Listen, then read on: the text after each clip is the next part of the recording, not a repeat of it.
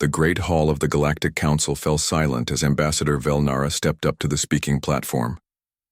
Her blue skin seemed to glow under the soft lights, and her large eyes held deep sadness. 3 years had passed since the terrible day when all signals from human space went dark.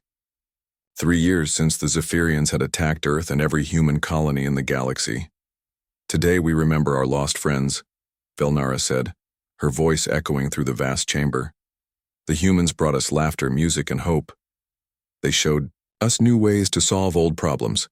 They taught us that being different could make us stronger together. In the audience, hundreds of alien beings from across the galaxy bowed their heads. Some had tentacles, others had fur or scales. Some breathed water, others needed special gas masks. But they all shared the same grief. The humans were gone, and the galaxy felt empty without them. Admiral Jake Morrison had been the human representative to this very council. He was a tall man with kind eyes and a quick smile. He could speak 12 alien languages and always found ways to make peace between arguing species. His empty chair sat in the front row, covered with flowers and small gifts from alien friends who missed him. Commander Lisa Barnes had captained the human ship called Defiance. She was brave and smart, and she had saved 3 alien colonies from space pirates just months before the Zephyrian attack. Her crew loved her, and even alien captains respected her skill. Now her ship was nothing but space dust, floating somewhere, near Earth's dead sun. The Zephyrians were a warrior race that loved nothing more than war and conquest. They were tall and strong, with gray skin like stone and red eyes that burned with anger. General Zektar had led their invasion of human space. He was famous for destroying entire worlds and leaving nothing alive behind him. When the Zephyrians attacked a system, they made sure no one could ever live there again. The attack had come without warning. One day, human ships were trading with alien partners and human colonies were sending messages across the galaxy. The next day, there was only silence. The Zephyrians had cut all the communication lines before they struck. No distress calls got out. No human ships escaped to tell the story. It was as if humanity had simply vanished from the universe. "We searched for survivors," said Captain Mordak, a reptilian officer who had commanded the rescue mission. "We sent ships to every human world. We found nothing but empty planets and floating wreckage. The Zephyrians had done their work well. They left no trace of human life anywhere. The few humans who had survived were those who happened to be traveling in alien space when the attack came. There were maybe 1,000 of them scattered across the galaxy. They lived in refugee camps now, far from their lost home. Some worked as teachers, sharing human knowledge with alien students. Others became mechanics or doctors, using their skills to help their alien friends. But they were all that remained of a species that had once numbered in the billions. In the refugee camp on Altair 7, Dr. Helen Carter sat in her small room, looking at old pictures of Earth. She had been attending a medical conference when the Zephyrians attacked. Now she worked in the camp hospital, treating sick and injured refugees from many worlds. The pictures showed her family's farm in Iowa, green fields stretching to the horizon, blue skies, and white clouds. Her parents and 2 brothers had been there when the attack came. She would never see them again. "The humans were our best allies," Velnara continued from the speaking platform.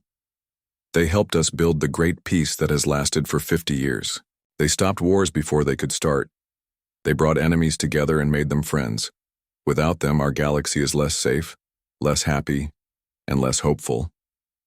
The memorial service continued for hours. Species after species came forward to share stories about human friends they had lost. The cat-like Felinians talked about human musicians who had learned their ancient songs. The tree-like Verdans spoke of human farmers who had helped them grow new kinds of food. The water-breathing Aquarians remembered human engineers who had built better cities under their seas. Trade routes that had once carried human goods now sat empty. The shipping lanes through former human space had been declared forbidden zones. No one wanted to risk meeting a Zephyrian patrol, and there was nothing left to trade for anyway.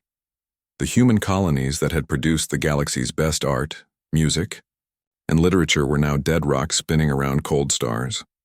In a bar on the edge of civilized space, an old alien trader named Bixlor drank alone. He had worked with human merchants for 20 years. They had been honest partners and good friends. Human ships had always been welcome at his trading posts.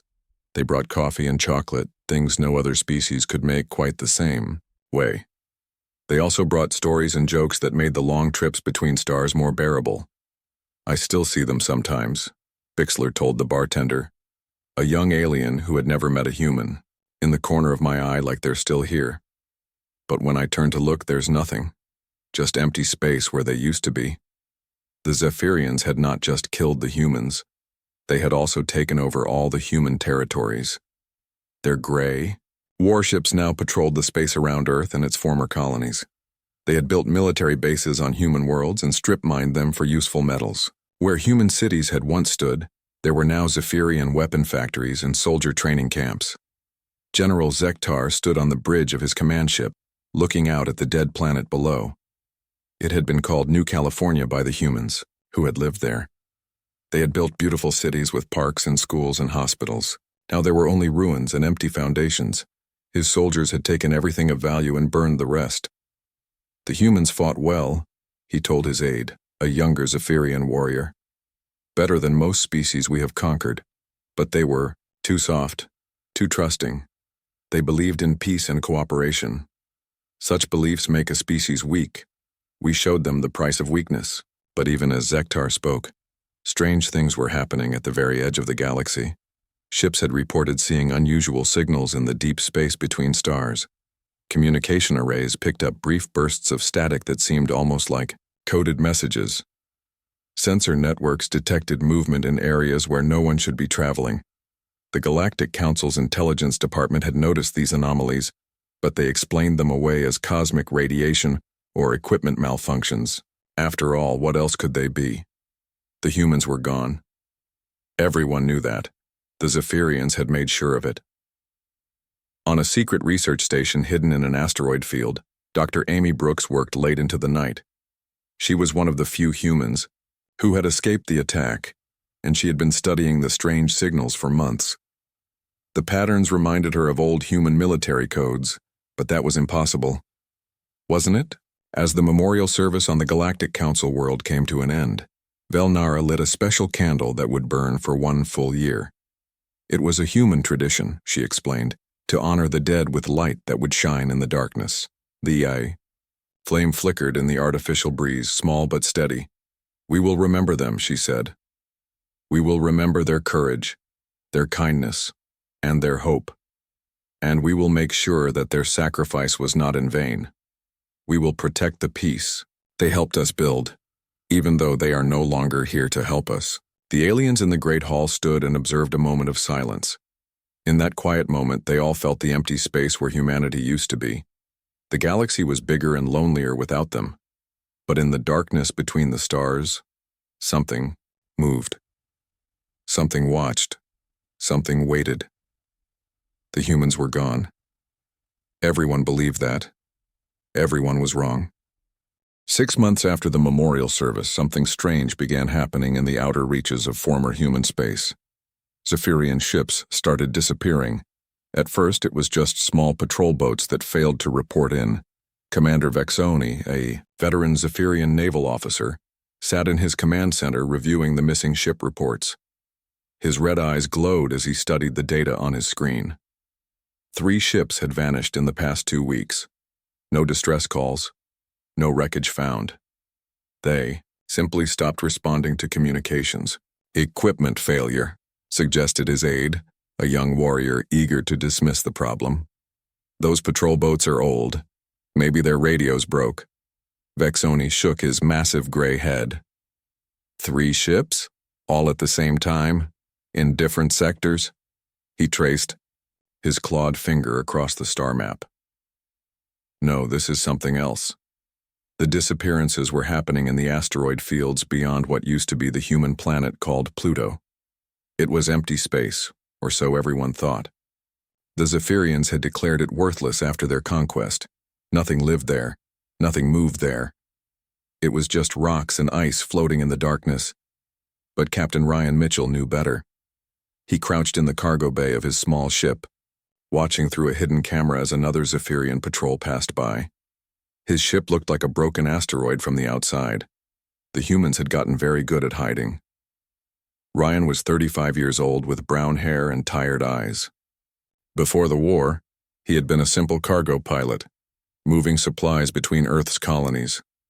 Now he led one of dozens of human resistance cells scattered throughout the outer system.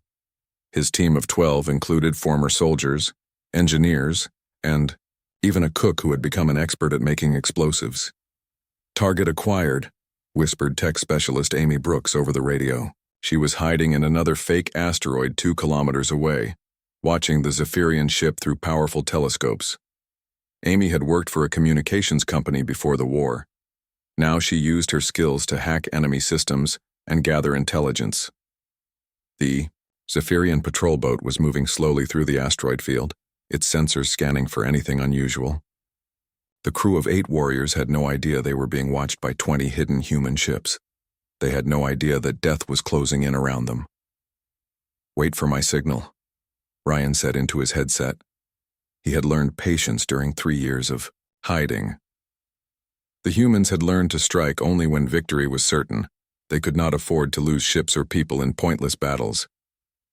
Far from the asteroid fields, Dr. Helen Carter worked in her laboratory aboard a ship called Phoenix. The ship looked like a medical research vessel from the outside, complete with alien medical logos and fake registration numbers.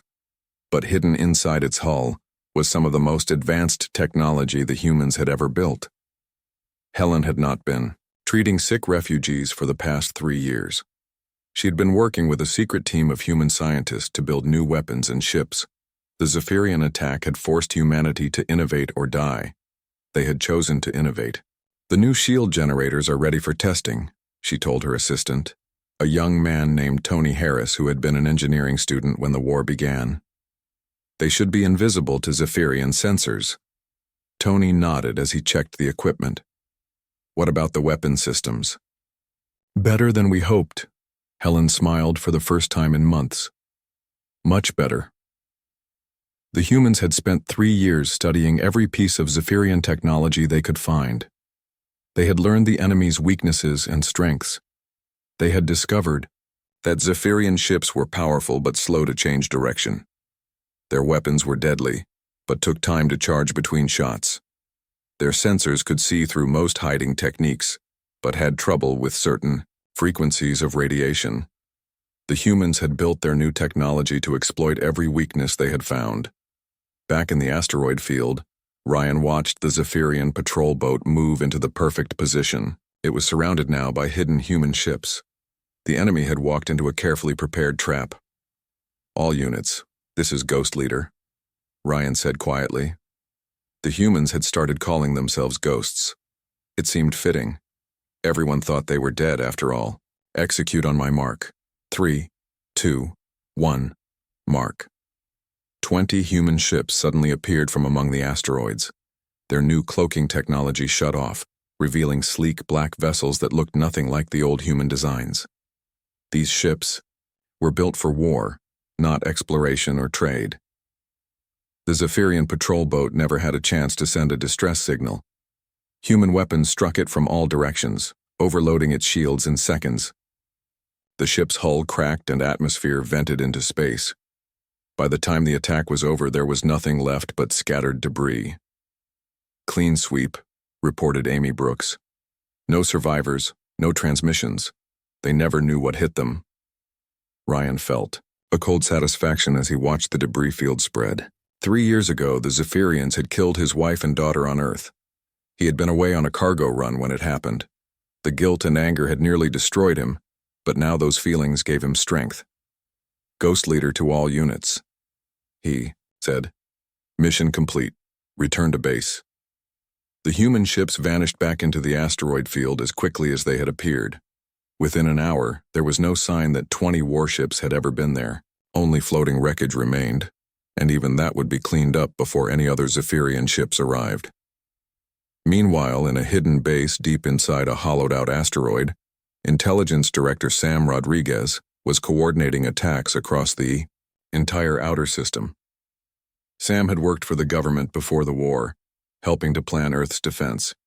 When the Zephyrians attacked, he had barely escaped with a few thousand other humans. Now he commanded a network of spies and saboteurs that stretched across former human space.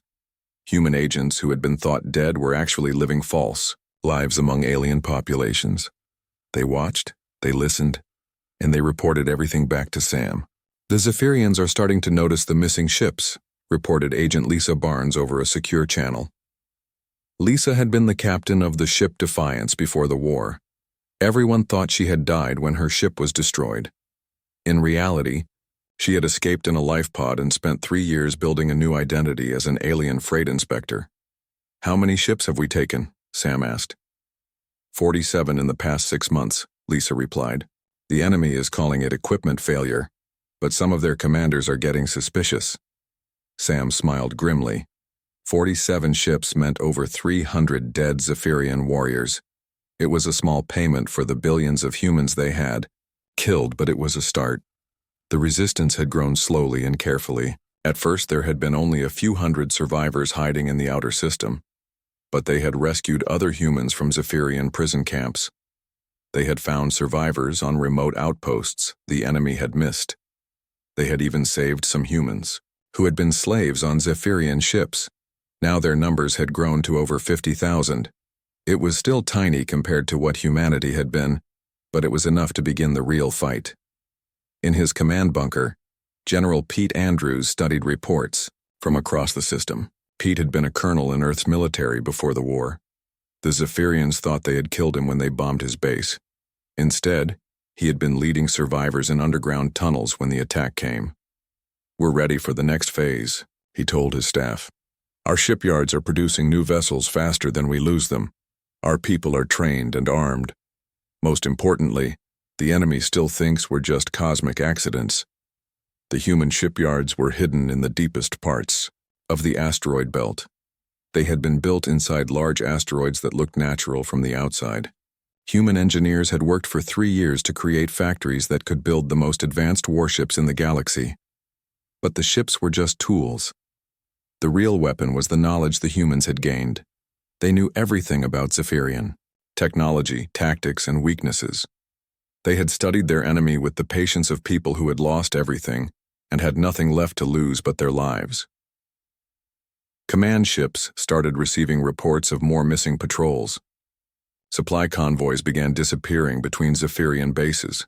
Communication stations went silent without explanation. Each incident looked like an accident or equipment failure, but the pattern was becoming clear to those who knew how to look. Commander Vexoni was one of those who suspected the truth. He stood before a holographic display showing the locations of every missing ship.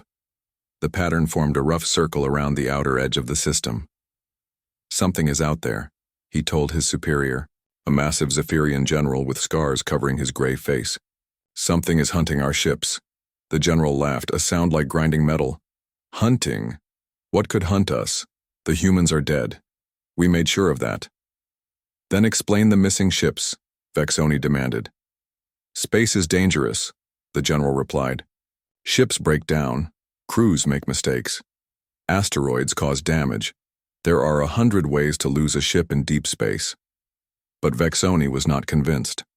In his long career as a warrior, he had learned to trust his instincts. And his instincts told him that something was very wrong in the darkness between the planets. Far away in the asteroid belt, Captain Ryan Mitchell was preparing for another mission. His team had just received orders to attack a Zephyrian supply depot. It would be their biggest target yet, and success would deal.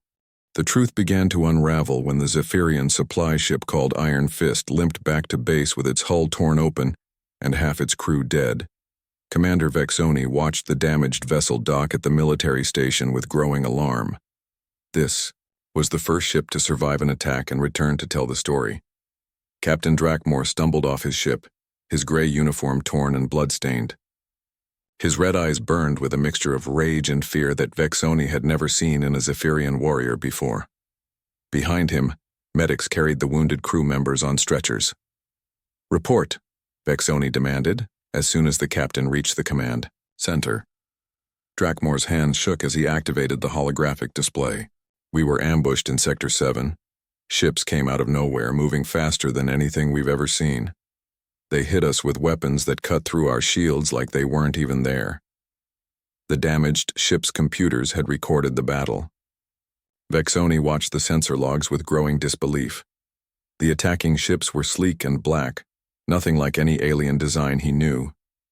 But their tactics, their formations, their way of moving through space, it all reminded him of something he had seen before. "Replay Section 4, he ordered. The hologram showed one of the attacking ships making a sharp turn that should have been impossible at that speed. Vexoni had seen that exact maneuver performed by human pilots during the old border conflicts before the invasion, but that was impossible. The humans were dead. "Sir," Drakmore said quietly, "the ship signatures match human designs, modified, but definitely human in origin." The command center fell silent. Every Zephyrian officer present knew what this meant, but none wanted to say it out loud.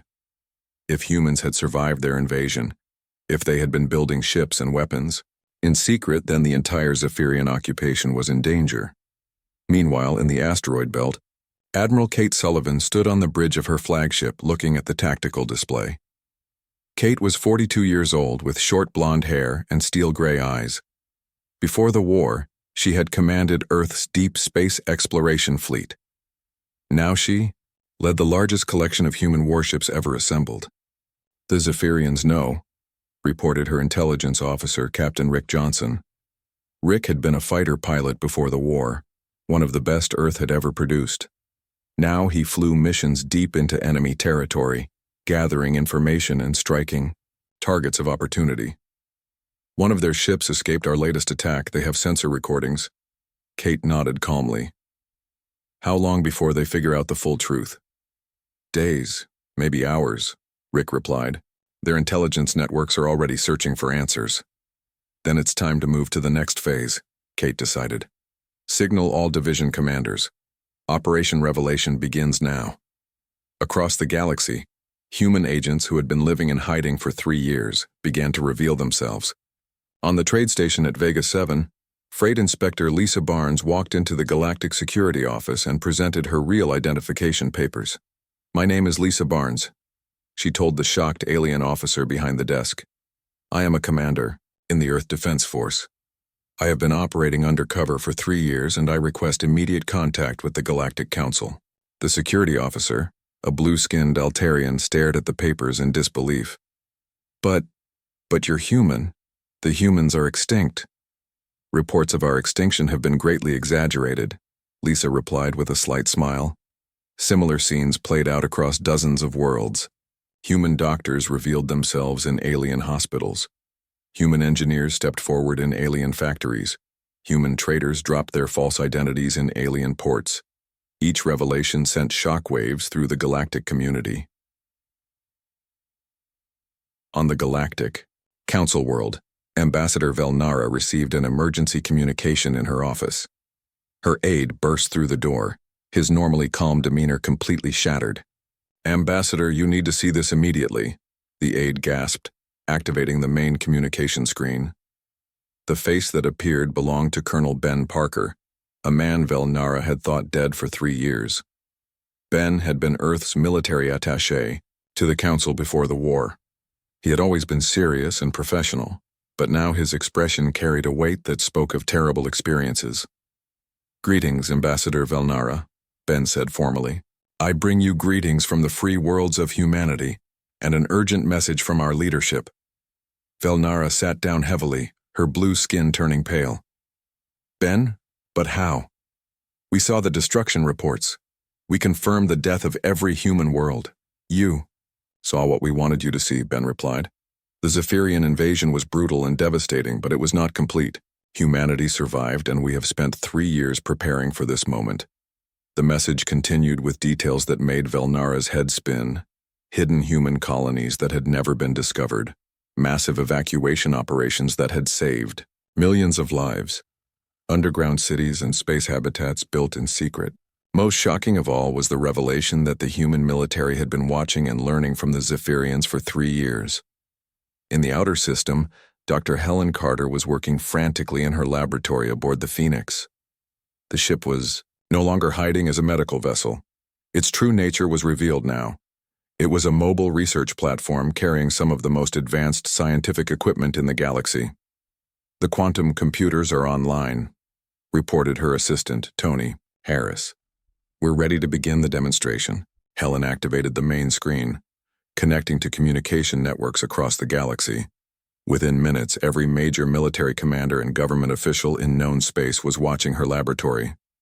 "Ladies and gentlemen," she began, "my name is Dr. Helen Carter of the Human Science Consortium. 3 years ago, you believed we were destroyed. Today, I will show you what we accomplished while you thought we were dead." She gestured to Tony, who activated a series of devices around the laboratory. The air began to shimmer, and suddenly a perfect holographic copy of Helen appeared next to her.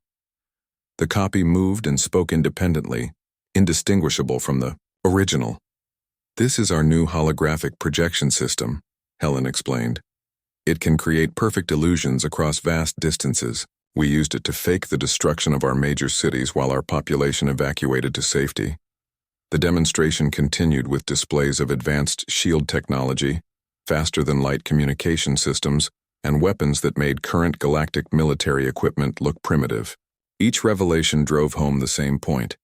Humanity had not just survived, they had evolved. Intelligence Director Sam Rodriguez was coordinating the revelation from his command center deep in the asteroid belt. Screens around him showed alien news networks struggling to report the impossible story. Some were calling it the greatest intelligence failure in galactic history. Others were wondering what else the humans might have hidden. "Phase 1 complete," reported Agent Lisa Barnes from her position on Vega 7. "All deep cover agents have revealed themselves. The galaxy knows we're alive." "Phase 2 is go," Sam replied. "Begin intelligence dumps on all networks." Suddenly, every major news outlet in the galaxy began receiving detailed reports about Zephyrian war crimes. Video evidence of destroyed human cities, records of mass executions, documentation of slave labor camps. The humans had been recording everything for 3 years, building a case against their attackers. But they had also been recording Zephyrian military movements, ship designs, and strategic plans. Now that information was being shared with every alien military force in the galaxy, the Zephyrians suddenly found that their enemies knew their every secret. On the Zephyrian home world, General Zektar received the reports with growing fury. The humans had made him look like a fool in front of the entire galaxy. His supposedly complete victory had been revealed as a tactical failure. "How many humans are there?" he demanded of his intelligence staff. "We don't know, sir," his aide replied nervously. "Our estimates range from hundreds of thousands to several million. They could be anywhere." "What about their military strength?" "Unknown, sir. The ships we've encountered are far more advanced than anything they had before the war. We believe they've been building new technology specifically designed to counter our advantages." Zektar slammed his fist on the table, cracking the metal surface. "They played dead for 3 years while building an army. How many more surprises do they have?"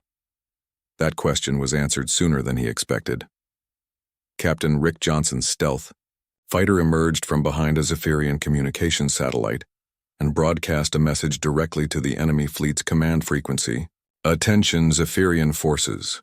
Rick's voice carried clearly across the communication channels. "This is Captain Rick Johnson of the Earth Defense Force. You are ordered to withdraw from all human territories immediately. You have 48 hours to comply." The message was received by every Zephyrian ship in the system. It was also picked up by alien monitoring stations across the galaxy. The humans were not just revealing themselves, they were issuing an ultimatum. "If you refuse to withdraw," Rick continued, "we will remove you by force. You have seen what our small strike teams can accomplish. You have not yet seen what our full military can do. Choose wisely." The stealth fighter vanished back into the darkness before the Zephyrians could react, leaving them with a terrible choice. They could withdraw, and General Zektar stood in his war room, staring at the massive holographic display that showed every Zephyrian position in former human space. Red warning lights flashed across the map like angry stars. His 48-hour deadline was almost up, and he had made his choice. "We do not retreat," he announced to his gathered commanders. "We are Zephyrians. We do not bow to threats from dead species." His officers nodded their agreement, but Zektar could see the doubt in their red eyes. The humans had revealed technology that was years ahead of anything the Zephyrians possessed. Their stealth ships could appear and disappear at will.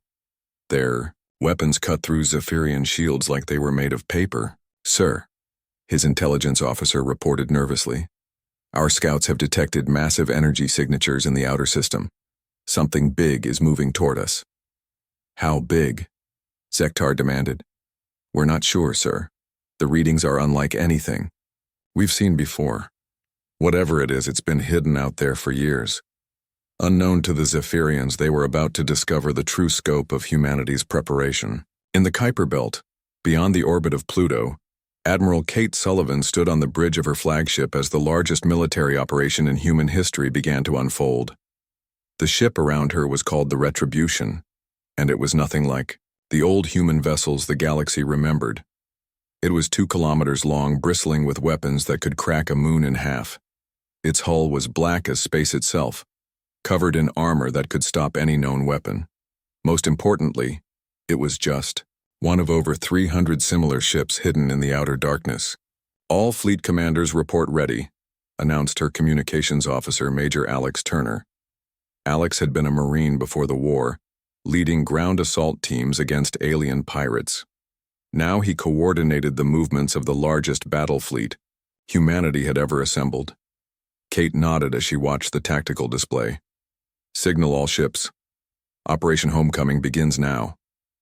Across the Kuiper Belt, massive structures that had looked like ordinary asteroids began to change. Camouflage fell, a way to reveal shipyards that had been building warships for 3 years. Hidden cities lit up with millions of lights as human populations that were supposed to be dead prepared for their return to the inner system. Captain Tony Harris stood on the bridge of the dreadnought Thunder, watching his crew make final preparations. Tony had been an engineering student when the war began. Now he commanded one of the most powerful warships ever built. The Thunder was armed with weapons that could destroy an entire enemy fleet, and it was not alone. 50 ships just like it were moving through space toward the inner system. "Captain," his tactical officer reported, "we're detecting Zephyrian fleet movements. They're mobilizing everything they have." Tony smiled grimly. "Good. We want them, all in one place." The Zephyrians were indeed gathering their forces. Every ship, every soldier, every weapon they had in the system was being called to defend their conquest. Zektar believed he was preparing for a battle against a few thousand human survivors. He had no idea he was about to face the most advanced military force the galaxy had ever seen. On Earth, deep beneath the ruins of what had once been New York City, General Patricia Lee was coordinating the ground assault that would reclaim humanity's homeworld. Patricia had been a logistics officer before the war, making sure Earth's armies had the supplies they needed. Now she commanded an army that had been training in secret for 3 years.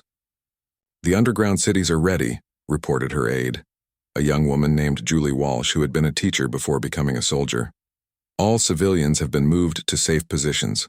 Combat teams are in place." Patricia looked at the maps, showing the tunnel networks that had been built beneath every major human city. When the Zephyrians attacked, millions of humans had fled underground. They had spent 3 years building an entire civilization in the depths of their planet, waiting for the day they could reclaim the surface. "Phase 1 teams are go," she announced into her communicator. "Begin operations." Across Earth, the ground began to shake as hidden doors opened and human soldiers emerged from tunnels that had been invisible to Zephyrian sensors. They moved quickly and silently, surrounding enemy bases and cutting communication lines. The Zephyrians on Earth suddenly found themselves trapped on a planet full of angry humans who knew every hiding place and secret passage. In space, Fleet Admiral Danny Cooper was leading the main battle fleet toward the inner system. Danny was 55 years old, a veteran of 3 alien wars before the Zephyrian invasion. He had been Earth's top military commander when the attack came, and he had spent every day of the past 3 years planning his revenge. "Enemy fleet detected," his sensor officer announced. 200 Zephyrian ships taking defensive positions around Mars. Danny studied the tactical display with the patience of a man who had been preparing for this moment for 3 years. The Zephyrians had positioned themselves well, using Mars as a shield and creating overlapping fields of fire. It was a strong defensive position that would have stopped the old human fleet. But the humans who approached them now were not the same species the Zephyrians had defeated 3 years ago. These humans had been forged by loss and hardened by war. They had built their new ship specifically to counter every Zephyrian advantage. "Signal all ships," Danny ordered. "Execute Battle Plan Omega." The human fleet spread out in a formation that looked chaotic to the watching Zephyrians. Ships moved in seemingly random directions, appearing to attack from all angles at once. But there was a pattern to the chaos, a plan that had been practiced thousands of times in secret. Captain Rick Johnson led the first wave in his fighter wing, diving toward the Zephyrian lines at impossible speed. Behind him flew 100 of the deadliest pilots humanity had ever trained. These men and women had spent 3 years learning to fly ships that were faster and more maneuverable than anything the galaxy had seen. "Ghost Squadron, this is Ghost Leader," Rick announced over the radio. "Remember what they did to our families. Remember what they did to our worlds. Today we make them pay." The fighters struck the Zephyrian fleet like lightning. They moved too fast for the enemy weapons to track, appearing and disappearing among the larger ships like deadly shadows. Each fighter carried weapons designed specifically to penetrate Zephyrian armor. Within minutes, a dozen enemy ships were burning in space. But the fighters were just the opening move. Behind them came the heavy cruisers, their massive guns firing projectiles that moved at a significant fraction of light speed. The Zephyrian shields that had seemed so strong 3 years ago crumpled under the assault like paper in a fire. Admiral Kate Sullivan watched the battle from her command ship, coordinating the movements of 300 human vessels. Each ship captain knew their role perfectly. They had trained for this battle using detailed intelligence about every Zephyrian, ship and weapon. They knew exactly where to hit for maximum damage. "Enemy flagship identified," reported her tactical officer. "It's Zektar's command ship, the Iron Destroyer." Kate's expression hardened. Zektar was the butcher who had ordered the destruction of Earth's cities. He was the one who had killed billions of innocent people. "Signal the Retribution's weapons officer. I want that ship disabled, not destroyed. Zektar and I have some talking to do." The battle raged across the inner system as more human ships emerged from hiding places throughout the asteroid belt. Supply ships that had looked like harmless cargo haulers revealed hidden weapons. Mining stations that had seemed abandoned came alive with defensive batteries. The Zephyrians found themselves fighting an enemy that had been preparing for this moment since the day they thought they had won. On Earth, the underground war was going just as well. Zephyrian bases that had seemed secure were surrounded by humans who knew every tunnel and secret passage on their home world. Enemy soldiers found themselves cut off from supply and communication, fighting a guerrilla war against people who had spent 3 years learning to move unseen through their own planet. Major Alex Turner led a strike team through the ruins of Chicago, moving toward a Zephyrian command center that controlled their forces across North America. His team moved like ghosts through the rubble, using passages that had been dug secretly over 3 years of preparation. "Target in sight," he whispered into his radio. "Initiating assault." The Zephyrian base erupted in explosions as human forces attacked from a dozen hidden positions at once. The aliens had built their defenses to repel attacks from above and from the surface. They had never imagined that their enemies might come from underground tunnels that connected every building in the ruined city. In space, the battle was turning into a rout. The Zephyrian fleet that had seemed so powerful was being systematically destroyed by human ships that fought with precision born of 3 years of planning. Every human weapon had been designed to exploit specific weaknesses in Zephyrian technology. Every human tactic had been tested against captured enemy equipment. General Zektar stood on his command bridge, watching his fleet die around him. His ships were exploding one by one, their crews sending final messages of defeat and confusion.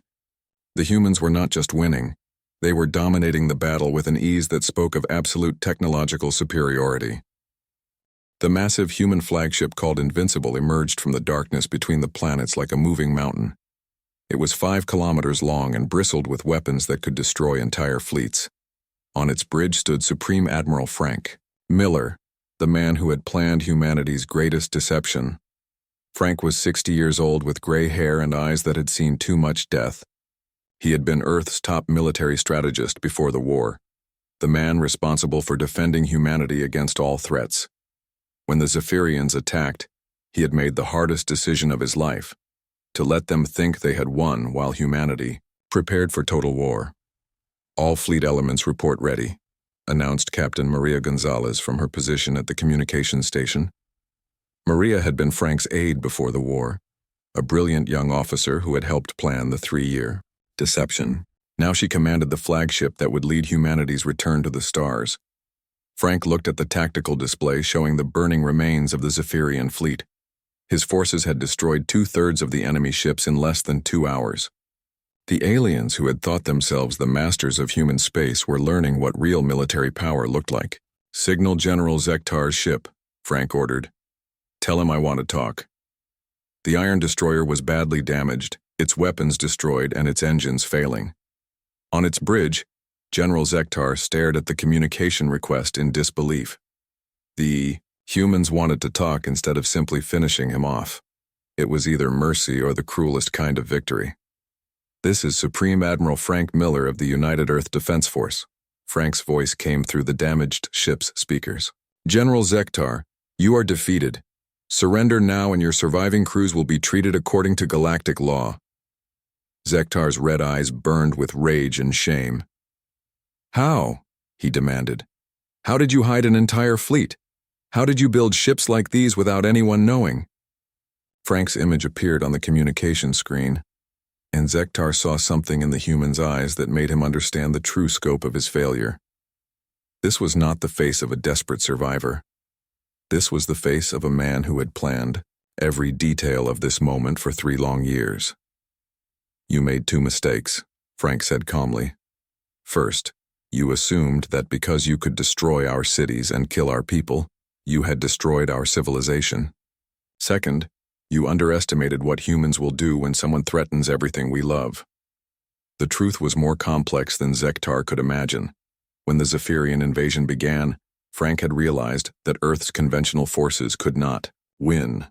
So he had ordered the greatest evacuation in human history. While some humans died defending the surface, millions more had fled to hidden bases throughout the solar system. The Zephyrians had been allowed to think they had won completely. They had seen the ruins of human cities and concluded that all humans were dead. They had never looked closely at the asteroid belt or the moons of the outer planets. They had never suspected that humanity was building the largest military-industrial complex in galactic history right under their noses. "Your time is over," Frank continued. "Earth belongs to humanity again. You have 1 hour to evacuate all Zephyrian forces from human space. Any ship that remains after that deadline will be destroyed." On Earth's surface, the evacuation was already beginning. Zephyrian soldiers who had thought themselves the conquerors of humanity were scrambling to reach their transports as human forces emerged from every tunnel and hidden base. General Patricia Lee stood on a hill overlooking New York, watching enemy ships flee toward space with desperate speed. The city was in ruins, its great towers broken and its streets filled with rubble. But Patricia could see human engineers already, moving through the destruction, planning the rebuilding that would begin as soon as the last enemy left. The Zephyrians had destroyed the buildings, but they had never touched the human spirit. "All major population centers are secure," reported Colonel Julie Walsh over the radio. "Enemy forces are retreating to their ships. Estimated time to complete evacuation is 45 minutes. Patricia smiled as she watched a group of human children emerge from an underground shelter. They had spent 3 years living in tunnels and hidden cities, but they had never stopped being children. Now they stood in the sunlight of their home world, watching their planet become free again. In space, the Zephyrian retreat had become a rout. Ship after ship fled toward the edge of the system, carrying the survivors of an army that had once seemed unstoppable. Captain Tony Harris watched them go from the bridge of his dreadnought, feeling a mixture of satisfaction and sadness. "Should we pursue them?" asked his tactical officer. Tony shook his head. No, let them go. Let them tell the galaxy what happens when someone tries to destroy humanity. The human fleet maintained perfect formation as it escorted the fleeing Zephyrians to the system's edge. Every human ship was a masterpiece of engineering, built with technology that was years ahead of anything the galaxy had seen. But more than that, they were symbols of human determination and ingenuity. Admiral Kate Sullivan stood on the bridge of the Retribution, coordinating the massive operation that was reclaiming human space. Every Zephyrian base was being evacuated. Every enemy soldier was being escorted away. In less than a day, humanity had gone from extinct to the dominant military power in the galaxy. Ma'am, her communications officer reported, we're receiving messages from across the galaxy. The Galactic Council wants to talk. So do the Altarians, the Felinians, and pretty much every other species. Kate nodded. She had expected this. The galaxy would want to know what humanity's intentions were. They would be afraid that the humans who had returned were not the same peaceful species they remembered. Tell them we'll talk, she said. But first we finish cleaning house. The last Zephyrian ship crossed the edge of the solar system 6 hours after Frank's ultimatum. Behind them, they left a system that was once again under human control. But it was not the same humanity that had lived there before the war. These humans had been forged by loss and hardened by 3 years of preparation for this moment. On the communication networks throughout the galaxy, Ambassador Velnara was trying to make sense of what had happened. She sat in her office on the Galactic Council world, reading reports that seemed impossible to believe. Humanity had returned with technology that made every other species look primitive by comparison. They were planning this from the beginning, she said to her aide. The moment they realized they couldn't win the first war, they started planning to win the second one. Her aide, a young Altarian who had never met a human, looked confused. But why didn't they tell us they were alive?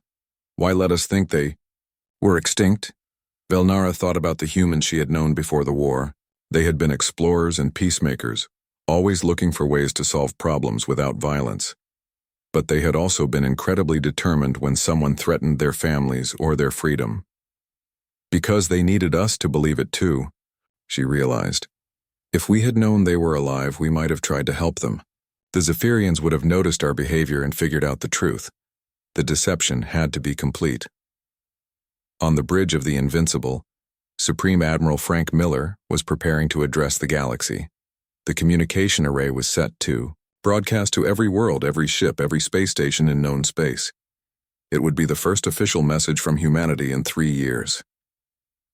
People of the galaxy, Frank began, his voice carrying to billions of listeners across hundreds of worlds. I am Supreme Admiral Frank Miller of the United Earth Defense Force. 3 years ago, you watched in horror as the Zephyrian Empire attacked our worlds and killed our people. Many of you mourned our passing and honored our memory. He paused, letting the weight of his words sink in across the galaxy. Today I stand before you to announce that reports of humanity's extinction were greatly exaggerated. We survived. We learned. We prepared. And now we have returned to reclaim our place among the stars. The message continued with details that would reshape galactic politics forever.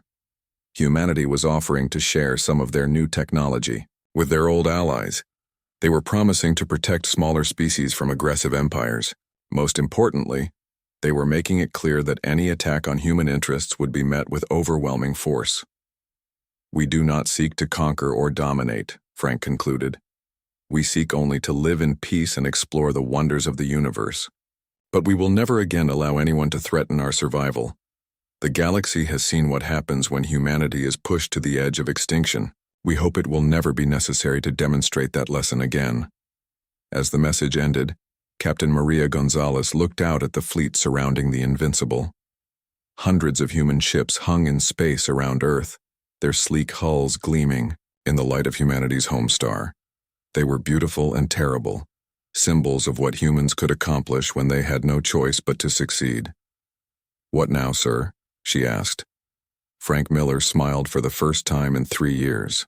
Around them, Earth was already beginning to heal. Human ships were carrying supplies and equipment to rebuild the damaged cities. Human scientists were sharing their discoveries with allies across the galaxy. Human diplomats were working to prevent future wars before they could begin.